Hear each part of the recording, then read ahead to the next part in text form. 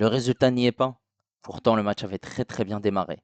Salut à tous, on se retrouve pour le débrief du match entre l'AS Monaco et l'Inter Milan. Défaite de l'AS Monaco 2 buts à 1. Voilà, c'est Agliouche qui avait ouvert le score à la deuxième minute de jeu, avant qu'en deuxième mi-temps, Lautaro Martinez qui marque à la 60e minute de jeu et Boni marque à la 80e minute de jeu. Il y a eu ce carton rouge obtenu à la 36e minute de jeu par Chanaloglu. Merci aux personnes qui étaient présentes avec moi en live. Pour suivre ce match, n'hésitez pas à liker et à vous abonner si vous êtes nouveau.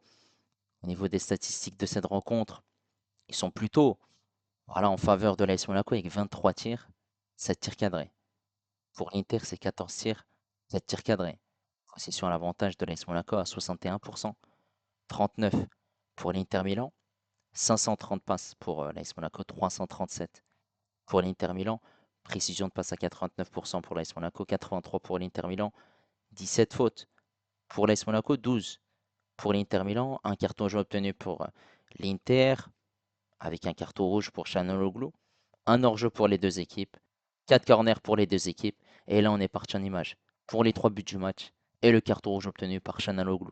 Pour cette équipe de l'AS Monaco, on avait un 11 de départ avec la recrue et Radeki, latéral droit Vanderson, cette charnière centrale Thilo Kehrer, avec Singo à gauche, Caio Henrique au milieu de terrain, on avait le double pivot, Zakaria avec Lamine Camara. Ensuite, on avait Ben Seguir ailier gauche, Akliouche ailier droit et les deux buteurs, Ilen Nikena et Mika Bierets. Pour cette équipe de l'Inter Milan, c'était un 5-3-2. Dans les buts, c'était sommaire, une défense avec Acerbi, Bastoni et Pavard.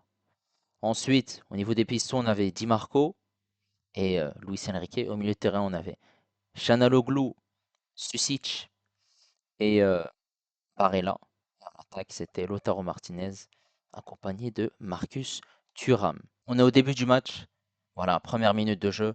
Denis Zakaria qui se bat, qui récupère ce ballon, qui se projette, qui part vers l'avant, qui fait cette passe pour Bierets. Bierets qui sert à Akliouche.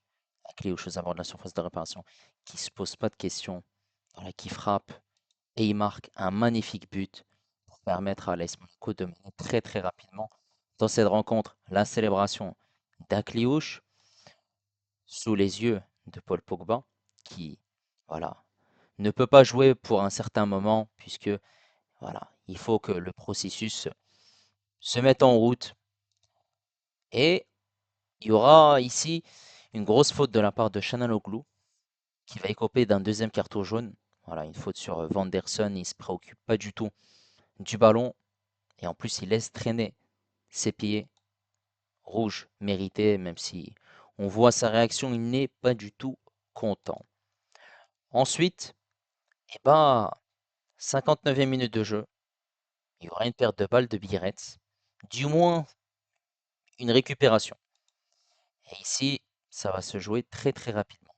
Di Marco qui fait la passe à un de ses partenaires, il me semble que c'est Barella, Barella qui lance en profondeur Lautaro Martinez, Lautaro Martinez qui est aux abords de la surface de réparation, et il est face à Thilo Kehrer. Et on voit que Thilo Kehrer perd l'équilibre. Il va tomber par terre, clairement. Et à ce moment-là, Lautaro Martinez, il a le champ libre pour tirer et marquer un magnifique but. Voilà. C'est l'égalisation de l'Inter Milan. Ils reviennent à un partout. Je vois des Interistes. 78e minute de jeu. Golovin qui va faire la passe à Kehrer. Sauf que la passe, elle n'est pas très bien ajustée. On le voit ici, sur cette image-là. Et ce sera une contre-attaque pour cette équipe de l'Inter Milan. Boni qui va le récupérer, qui va se projeter. Et ici, on voit que le bloc monégasque était trop. Il va rentrer dans cette surface de réparation. Mais en fait, on peut clairement le voir que les monégasques ici sont revenus dans cette surface de réparation. Kerrer va se faire dribbler. Et Boni, il n'a plus qu'à frapper. Et forcément, c'est plus facile pour lui. Et Radeki aurait dû faire largement mieux. Ça fait 2 buts à 1. La joie de Boni et de ses coéquipiers. Victoire de l'Inter, 2 buts à 1. En soi, est-ce que c'est mérité pour l'Inter? Non. Est-ce que c'est cruel? Oui. Puisque cette équipe de l'AS Monaco a très très bien démarré le match. Elle marque très rapidement grâce à Kliouche. Sauf que, en première mi-temps, on a vu une équipe de l'AS Monaco qui a été au top. Et pendant un certain moment, ils avaient très peu d'occasions. Ils étaient à 2 tirs, un tir cadré, un but. Alors que cette équipe de l'Inter poussait, avait des occasions. Elle aurait pu même obtenir un penalty. Il y avait une main de Kehrer qui traînait dans cette surface de réparation avec ce- cette frappe, ce duel plutôt avec Marcus Thuram. Et il était limite, hein, Kehrer, sur certaines actions. Ça a tenu la baraque. Et Radeke a fait des parades. Ils ont eu des corners, hein, cette équipe de l'Inter. Et l'AS Monaco a essayé d'exploiter les contre-attaques. Forcément, cette équipe de l'Inter, dans leur temps fort, ils n'ont pas été bons. Et dans leur temps faible, Monaco a fait le job. Puisque défensivement, ils ont été au top. Si tout n'a pas été parfait au niveau de la relance. Mais globalement, ça a été pertinent. Que ce soit la récupération, défensivement, pour ressortir le ballon, pour partir vers l'avant et jouer de manière simple. Ils ont obtenu un carton rouge, l'Inter. Voilà, un deuxième carton jaune pour Mkhitaryan. Et on s'est dit, ah là, ça va être plus simple pour l'AS Monaco. Vu que l'Inter va jouer à 10. Je pense qu'à mon avis, à partir de ce moment-là, cette équipe de l'AS Monaco a peut-être baissé un petit peu le pied. Elle s'est dit, je mène 1-0, ils ont un carton rouge. Voilà, ça a été plutôt compliqué pour eux lorsqu'ils ont attaqué. Donc forcément, on est plus à l'aise. Voilà, ils ont réussi à mener à la pause sur le score de 1-0. Sauf qu'en deuxième mi-temps, on a vu un autre visage de l'Inter Milan. Pourtant, ils sont réduits à 10. Et l'AS Monaco a baissé le pied. Elle a eu des occasions, mais elle a manqué de finition, clairement. Que ce soit Pirates, que ce soit Ileni Kena. Beaucoup d'occasions, je te devais de mettre ce deuxième but. Et cette équipe de l'Inter, ben, elle a réussi à exploiter les failles de cette défense de l'AS Monaco. Parce que je le voyais, que offensivement, il n'y avait rien à dire. Ils étaient au top. Mais défensivement, on le voyait que cette défense, elle était très haute. Et quand il y avait une perte de balle de l'AS Monaco, eh ben, on voyait qu'il y avait un espèce de trou d'air. C'est-à-dire que cette équipe de l'Inter pouvait facilement se projeter, se retrouver dans la surface adverse. Et c'est plutôt problématique. Et forcément, on voit, voilà, sur le premier but, une perte de balle de la part de Biretz. Si c'est pas vraiment lui le fautif, hein, parce qu'en soi, derrière, voilà, les défenseurs, ils sont là, ils sont en place. Mais comment Kerrer, vice-capitaine de cette équipe de l'AS Monaco, n'est pas fiable. Il n'est pas bon du tout. Et Lautaro Martinez, ben, il n'a plus qu'à marquer facilement. En fait, il lui a facilité la tâche, clairement. Ce deuxième but, c'est Boni qui a remplacé Marcus Thuram sur une erreur de Kerrer. Même si Golovin ne l'a pas aidé au niveau de sa passe. Et donc forcément, qu'est-ce qu'on en conclut? Que cette équipe de l'Inter, elle gagne grâce à 2 erreurs de l'AS Monaco. Clairement. C'est pas des constructions de jeu. C'est pas des contre-attaques. C'est pas incroyable ce qu'ils ont fait. Mais ils ont juste exploité les failles de cette défense de l'AS Monaco, qui n'a pas été au rendez-vous aujourd'hui. Et je me posais clairement la question pourquoi Kerrer il était titulaire aux côtés de Singo. Tu aurais pu mettre Eric Dyer, qui vient d'arriver, cette recrue.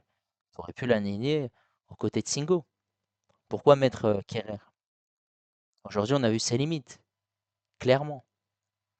Et bon, bah, l'Inter a quand même réussi à gagner, voilà, en infériorité numérique.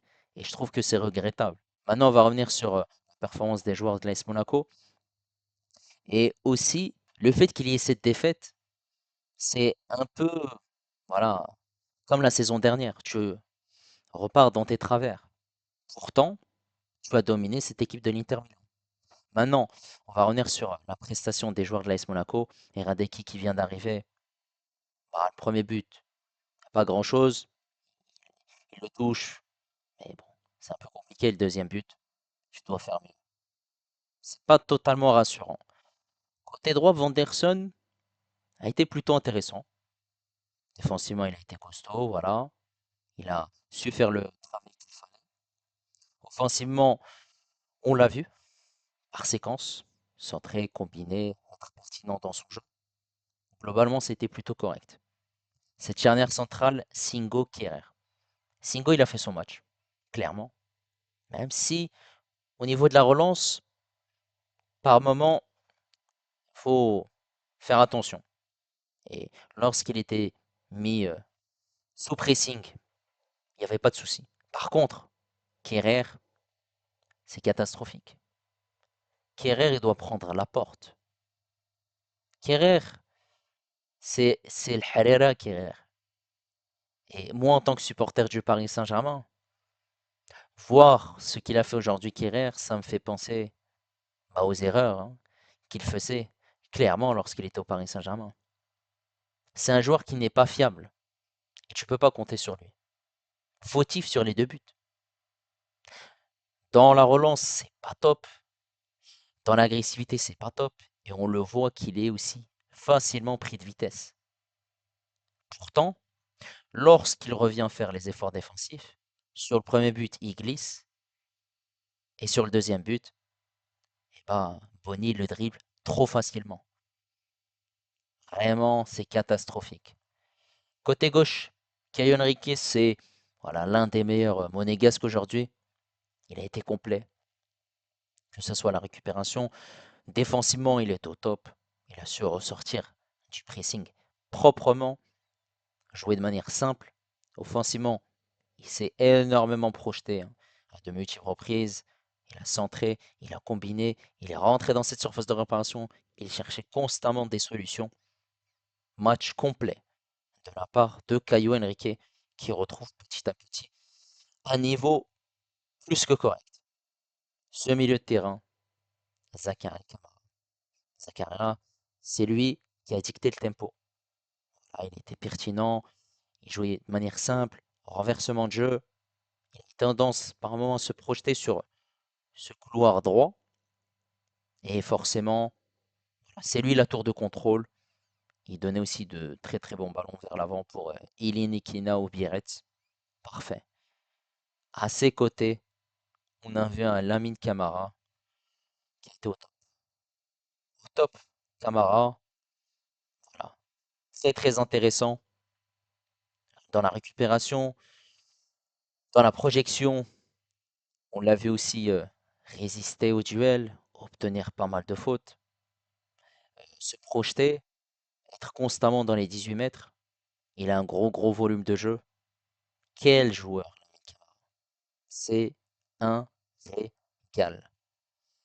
En attaque, il y a du positif, puisque Ben Seguir et Akliouche, bah, ils n'ont pas que apporté offensivement, ils ont aussi apporté défensivement. Sachant que Ben Seguir, la saison dernière, ne faisait pas les replis défensifs. Akliouche, il marque un magnifique but, frappe, voilà, pleine puissance, voilà, le gardien est battu, il rentre parfaitement dans le match, beaucoup de dynamique, il se projette énormément, par moments il était dans le cœur du jeu, par moments à droite. On le voyait aussi à d'autres moments à gauche et Ben Seguir prend le couloir droit. Beaucoup en jambes, hein, il tentait pas mal de choses. Ça a été très très positif. Côté gauche, Ben Seguir, pertinent, voilà, être bon, il se projetait, des récupérations, il revenait faire les efforts défensifs. Il a été très très intéressant. Il a aussi essayé à de multiples reprises de frapper. Pas mal d'occasions manquées, qui passaient largement dessus. D'autres occasions où il était dans cette surface de réparation, il frappait, mais c'était contré. En tout cas, il y a énormément de choses qui ont été plutôt positif dans son jeu. Et les deux buteurs, Pierret, c'est Ileni Kena. Bon, Ileni Kena, il a loupé énormément d'occasions. Il a été dans le dur par moments fantomatique. Et j'ai trouvé ça dommage. Voilà, il y a eu des remises, il y a eu des fautes qui ont été obtenues. Il gagnait beaucoup de duels. Je trouve que ça a été un match plutôt raté. Biarritz, il a eu des occasions. Il aurait dû marquer. Voilà, de grosses situations. Une qui passe à côté, une autre, c'est dommage. Et Biarritz, dans son jeu, il devait faire largement mieux. Parce qu'il a été bien servi. Il était présent énormément pour revenir au milieu de terrain, pour combiner, gagner des duels. Mais bon, voilà. Cette équipe de l'AS Monaco a perdu. C'est dommage. Maintenant, il faut se concentrer sur la Ligue 1, puisque ça reprend la semaine prochaine et ce sera contre le Havre. En tout cas, c'était un très très bon match parce qu'on s'est régalé dans le jeu et c'est plutôt positif malgré le score qui n'est pas à l'avantage de l'AS Monaco. En tout cas, n'hésitez pas à me donner votre avis concernant la performance de l'AS Monaco et même concernant cette équipe de l'Inter Milan. Si pour vous, vous pensez qu'elle va faire une grosse saison, n'hésitez pas à liker et à vous abonner si vous êtes nouveau et moi je vous dis à la prochaine. Ciao les amis.